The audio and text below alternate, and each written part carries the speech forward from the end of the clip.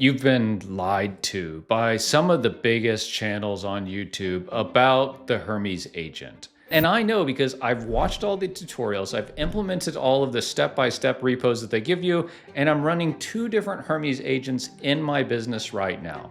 Now, there's no shade here. I'm not calling anyone out because there's a lot of excitement, there's a lot of potential, and there's a lot that we should be talking about when it comes to Hermes, but it is not a silver bullet. It's not a panacea. It's not a set it and forget it magic button that will transform your business. The reality is it's hard. There's a lot of upside and potential and benefit to running an agent like Hermes or OpenClaw. There's also a lot of downside. There's a lot of risk, and there's a lot of things about it that people just are wrong about here on YouTube. And in this video, I'm gonna share with you the 6 lies that you've been told here on YouTube about Hermes. And the first myth is you need a Mac Mini or a Mac Studio. Spend $5,000 on a computer to run your Hermes agent. And the reality is you absolutely don't. I would trust Hermes on my main computer that has all of my sensitive information. It is a very stable, very predictable and performative AI agent framework. I would run it on my main computer. I don't. I run 2 agents, one on a Mac Mini I have here in my office and one in the cloud. So similarly, you don't also need to go to Hostinger or Hetzner or DigitalOcean or AWS and provision a VPS, virtual private server, to run your Hermes agent. And I've done videos sponsored by Hostinger, and I guarantee you every other YouTuber that talks about OpenClaw or Hermes has too, because they get paid for it. And I have too. Full disclosure, I disclose it in my videos.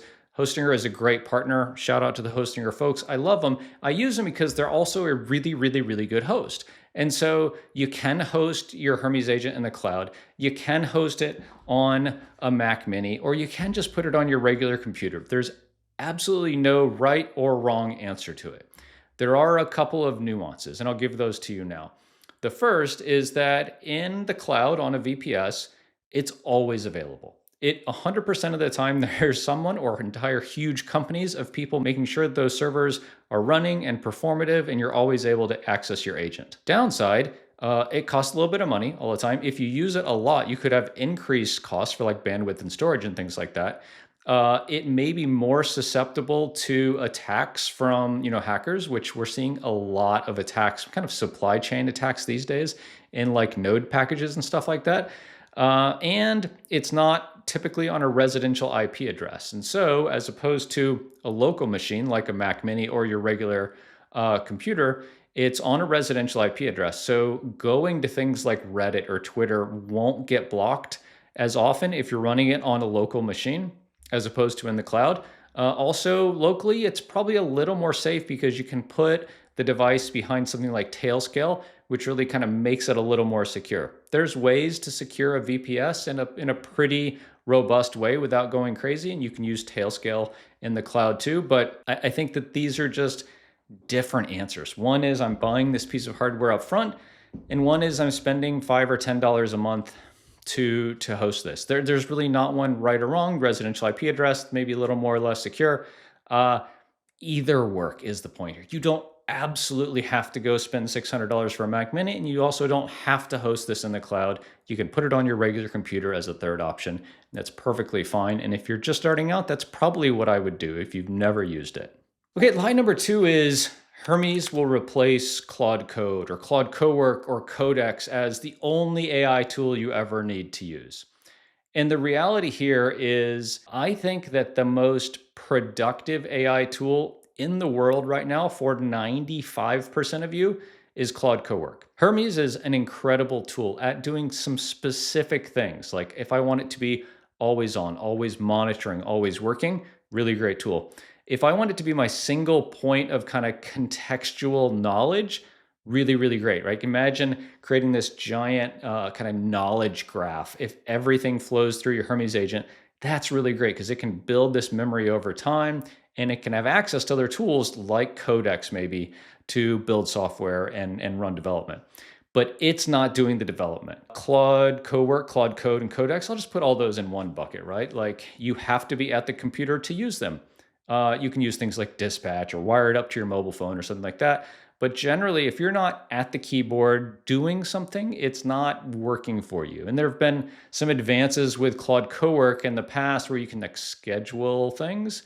But generally, if you think about proactive, always on, always monitoring, always able to compute things and connect information in, Hermes or an always on agent like that is really the answer. But I think that's the use case for it, but it's not probably the place and the actual tool that's going to do most of the work. Okay, and lie three is the one that we all got caught up in the OpenClaw kind of craze, is personifying our AI agents, giving them names, and mine has a website even. So I'm as guilty of this as anyone, but this is not a rock band we're building. This is not Pokemon characters or the Beatles or something, right? This is an agent, and you should absolutely just have a single agent for a very long time until you kind of are aware enough to tell me I'm wrong. Just stick with one agent. That one agent can have multiple skills and skill sets. It could have a really robust knowledge graph, and it can have a lot of things it does in your business. But you do not need a vertical or horizontal army of agents for, I'll say, 6 months of using an agent like this. And the fact that OpenClaw kind of only came out in November of last year and now it's May, that's about 6 months. I would say very few of us are to the point where we need to be spinning up multiple agents. Master one agent, really hone it in for those handfuls of specific things you want it to do, and just go with that. You want to give it a name? That's cool. That's kind of fun. But don't think that personifying this agent is going to somehow make it better, because it just doesn't care. Okay, line number 4 is all around memory drift. And the reason that so many of us have migrated from OpenClaw to Hermes is memory, because Hermes just manages memory better. And without boring you with the technical bits, you'll notice like every time an OpenClaw kind of updates or resets or something like that, all of the context and all of the memory is gone, whereas Hermes just has a better built-in automatic memory system. And so like, just trust me that that's kind of the case. It is because it kind of automatically prunes and compacts some of this knowledge over time. Now, the place that Hermes gets itself into trouble, I think, is it automatically creates skills out of the box unless you tell it not to. And you can create an agent guard to prevent Hermes from creating skills automatically. You'll want to do this because otherwise I find that Hermes wants to create a new skill automatically for everything. And when it does this, it just creates this huge bloat in the system where you have a bunch of different skills. You might not need them. Like if you're going to do something one time, you don't need a skill for it. You also probably end up having overlapping skills that might end up competing with each other. So I tend to be pretty conservative with skills.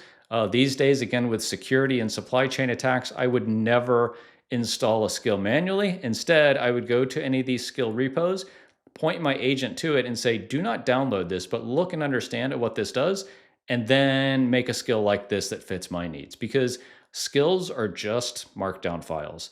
And your agent should know your context to take an example that you give it and make it just that little bit better just for you. And so if I ever point you at skills in this channel, probably don't just go download and install them, but point your Hermes or your OpenClaw or your Claude Code and say like, hey, I like what they're doing here, but make this my own and take the best parts of it and adapt it for what I need. Okay, lie number 5, and I alluded to this at the beginning, is your entire business can run off of Hermes.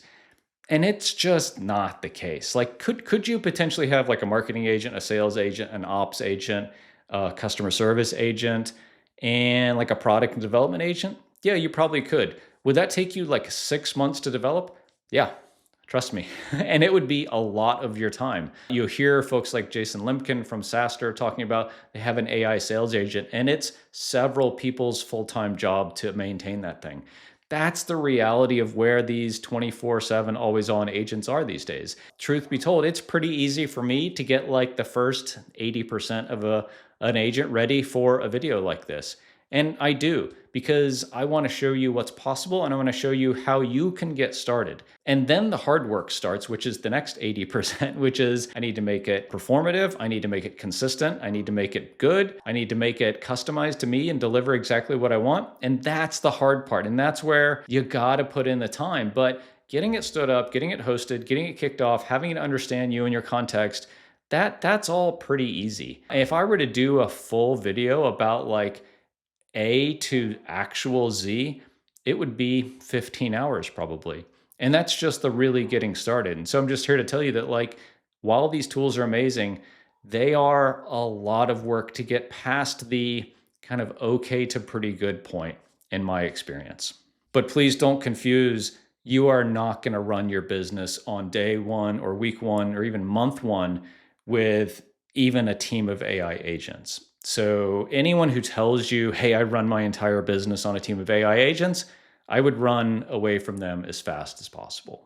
And the sixth lie that you've been told about Hermes is you can run all of it you need to run on a single ChatGPT plan when you authenticate with Codex. And now, while it's true, and I made this video, that you can use Hermes for free with ChatGPT, you absolutely will get rate limited. You will get limited in the amount of tokens, the amount of usage that you can squeeze out of that $20 a month ChatGPT plan. So you can upgrade to a $100 a month ChatGPT plan. And coincidentally, I find that the combination of Hermes and GPT 5.5 is really, really, really good. GPT 5.5 tends to be a little wordy for me. And so this is where I'll edit my soul.md file in my Hermes agent to say, hey, like, talk a little more casually. Don't be so verbose.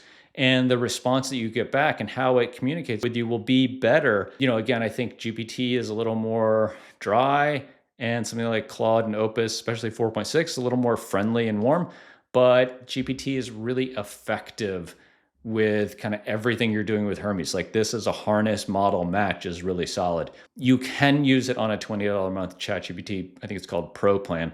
You'll absolutely get rate limited. And so if you like it, it's a really good way to get started. And then you can up yourself to a $100 a month plan, and it gets pretty effective then. But I think the bigger point here is like, pick the right model for the job that you want it to do. And so the best Hermes setups that I see and that I use for myself are using things like Perplexity, Sonar, or Grok for like real-time research. I may be using Opus in some places for like really deep planning and architecture work if I'm doing like development. I'll use GPT-5 and Codex for kind of most of my kind of day-to-day work. I might use Sonnet or Haiku for some background things, and then maybe something like Gemini 3 for like super cheap, easy things. You also get to get into other models like Kimi K2.6, Minimax, and even DeepSeek, right? So lots of options with models, but I wouldn't just say, oh, just plug ChatGPT into it and you're good to go. It's an easy way to get started. That's probably the best starting point is GPT 5.5, but it's not a silver bullet. And so with these things I'm saying not to do, let me tell you the one thing I absolutely would do, which is look for places where always on, asynchronous, proactive AI help can do things in your business. And that's where you plug Hermes in. If it's, hey, I need to be at the computer to really discern and edit and feedback and kind of understand what's going on and kind of shape this concept with my AI, that's where Cowork or Codex or Claude Code really is the best tool. But if it's use Appify to go scrape Reddit 8 times a day and give me posts to reply to, that's where something like Hermes is awesome. And the thing like an OpenClaw and a Hermes is it's infinitely configurable and scalable. You can have multiple of these, as we talked about. You can configure it any way you want, right? It's literally kind of like a building block of an AI agent, as opposed to something like a Claude Code or a Codex, where like that's what it is, right? You could potentially kind of plug a different model into it, but it's made to operate in a certain way. And with something like Hermes, you can make it what you want. And I have a lot more content planned here on the channel, and I'm excited about sharing that with you. I have an upcoming video on a really sophisticated social media agent that I really think you'll enjoy. And so make sure you're subscribed to get that when it drops.